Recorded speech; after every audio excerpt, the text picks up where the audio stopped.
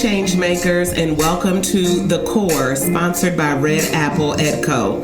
This is your everything education podcast. We talk about current events, books to read. We interview education leaders, hear their stories, learn from their biggest lessons, and they share what they wish you knew about what it means to be in education today. I'm your host, Dr. Kia Turner. Buckle up for small seeds of inspiration that can lead to big changes in your classroom practice. Let's take a bite out of today's guest. Hey everybody, it is Dr. Kia here with Cindy Gibbs. We are both together at EdCamp St. Louis. So excited that you guys tuned in for Encountering Educators. Cindy is a fabulous ELL teacher at, tell me the name of the school again. Naheed Chapman New American Academy. Naheed Chapman New American Academy here in St. Louis. And after I heard her speak with passion about the way that she interacts with her students and just strategies for ELLs, I knew I had to sit her down and get her on this vlog. So thank you for making the time. We appreciate it. And it's lunchtime, so you know I got to hurry. All of you know I use the free version of Screencastify, so we'll have 10 minutes to get to know Cindy. And if you want to know more, then I'll give you her email address so that you can reach out with any cool questions that you have, okay? Let's get started. Okay. So Cindy, tell us, why do you teach? I teach because I believe we can make a difference.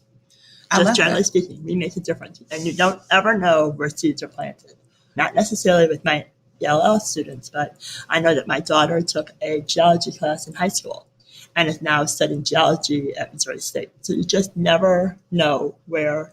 And they start as little bit as sprouts, and they grow into enormous gardens. So, and we are there to plant those seeds, no matter what culture, what people, whatever. Have you always been a teacher, or were you a career changer? No, I'm a speech therapist.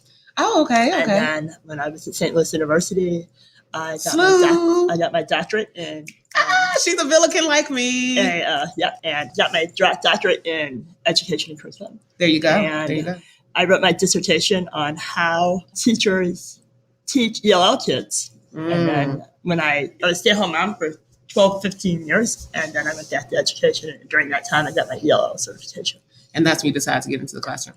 I love that. So basically, you've been in and around schools and then decided after going to St. Louis University's education program, thank you, shameless plug, because it produced both of us, and we're awesome. But after that, you decided, you know what? I'm really interested in ELL education. I really want to go back and look into that. It's really not a lot different than doing speech therapy. It's just with a different population. I'm doing language. I'm doing articulation. I'm doing, all those speech therapy things just with kids who don't speak English. That makes a lot of sense. Okay. So number 2, what is one thing that you are doing in your practice right now that excites you? Like something that you've kind of started trying or something that you're seeing that you are like, yes, this is it. This is something I really want to keep pursuing. When I started coming to this school, Naheed Chapman New American Academy, which is basically a school for refugee students. And we have kids for 2 years of their educational career, and then they go to their home school. So it's sort of like your New American Academy kind of thing. Right off the plane, right off the boat, right off the way. Gotcha. And so we have a school that has multi-different languages, multi-different cultures. Our elementary and middle school is K through 8, and then we have a high school that's not 9 through 12, and but it's all brand new to the country kids. So we have a lot of cultural differences, a lot of cultural problems. We have a lot of cultural everything. Mm-hmm. But last year, my principal suggested that I do centers, and the first thing I looked at her was like, "You've got to be kidding! 5th graders don't do centers." Little kids do centers, but 5th graders don't do centers. I've had high school kids doing centers. And I started it, and then I went on sitewords.com. And say it again for those of us taking notes, sitewords.com. Sitewords.com. Love it. And they have all I'll put that in the bio I type up. Of games. And if you just, like I got Candyland, I got Truth and Ladders. They have Splat. They got all kinds of games that you can play. You put sight words. Study. It's a way to study. I mean, I have my own kid do this, but studying memory games. So it's like you have the question here, you have the cards here, you flip them over and try to match them. All those kind of things. So I have all kinds of games, and then if you keep scrolling down on the site, you can make it be what you want it to be. So you can do a whole set of flashcards, You are getting ahead of me to question 3. Now that says one resource you think every educator should know. It's all the same resource. And I love it. Yeah, that's good. But it's all on the same site. And I find it really fun. There's a lot of cool stuff to do. So I have like Candyland games with sight words. And I have Truths and Ladders with sight words. I have literally never heard of sightwords.com ever before this conversation. So not only do they learn to play the game, which is important because in American culture, some families are not all on the video world and do play board games. They can learn how to play Candyland, and they can learn how to play Truths and Ladders and memory and things like that. So it kind of says a dual purpose. I love that. And do the kids get a kick out of doing it? Yeah, they think it's fun. And it's like, him cheat. I said, well, if he cheats, then you lose a turn. I love it. And when kid says you cheat, you lose a turn. I'm be like him snitching, and I'm going to catch you after that. Okay, so number 4. What was your last aha moment as a professional? You thought, man, that really clicks for me. I can see this differently now. What was that? I think I had 2 students who, the one I showed you pictures of earlier today, who just culturally did not like each other. And they're adorable. Seriously. These are little guys. They're so cute. Literally different ends of the world. One is from, I believe, the Congo, and one is from Afghanistan, so it doesn't matter. But anyway, they just really didn't like each other. Well, I had them together in a reading group, and I made them sit at the same table. And I made them do activities with each other. And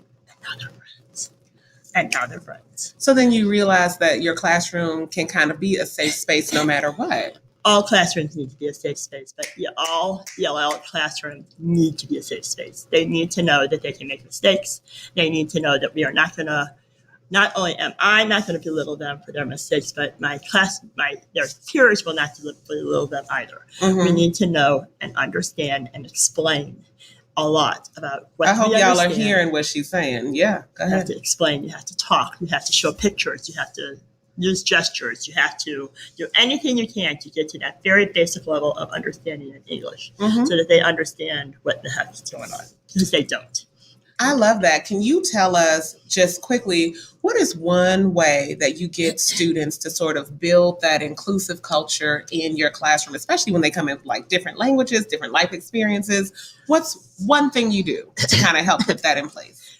This has nothing to do with what I do academically, but we have a soccer field at our school, and they joke around about the most leveling place in ELL school is a soccer field, because a football field. Because right. all different cultures play soccer. Yeah. And you can do a lot with the soccer ball.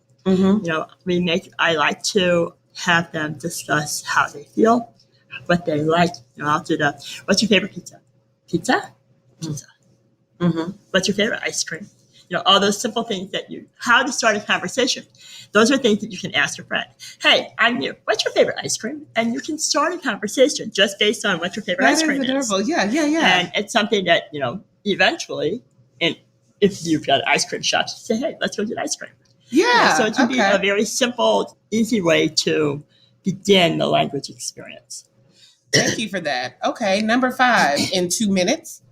Okay, Screencastify. In a few words, what do you think every educator should know? Now, this can be people who are new to the profession. This can be people who are in your particular part of the profession. Maybe I'm doing ELL instruction, or just something you think people should know about education in general. Just any of those. I learn every day from my students.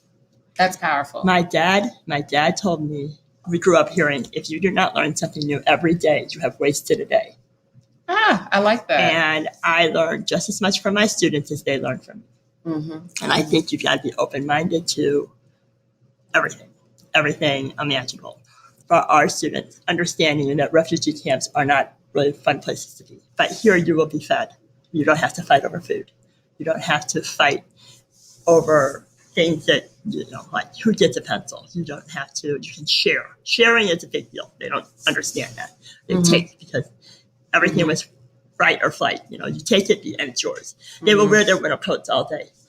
Coats are outside clothes. No, miss. We have to have a coat on because they're afraid somebody's going to take it. So it's understanding and learning and being open to where their feelings are so that we can grow as a team, as a family, to get them where we want them to be.